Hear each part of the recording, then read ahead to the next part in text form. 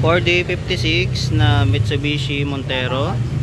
Ito ay Montero Sports na guys na ginawa natin. Nagpalit tayo ng brand new na timing belt. Gagawin natin ngayon ay mag-check tayo ng timing mark kung goods. Check natin tong camshaft. Yan. Meron siyang timing mark sa ibabaw. Tapos meron siyang gatla doon. Dito sa may high pressure pump, may timing din yan. Yan.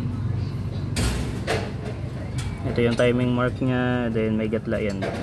Yan. Tapos sa baba, yung camshaft niya, ay yung crankshaft niya, merong dot.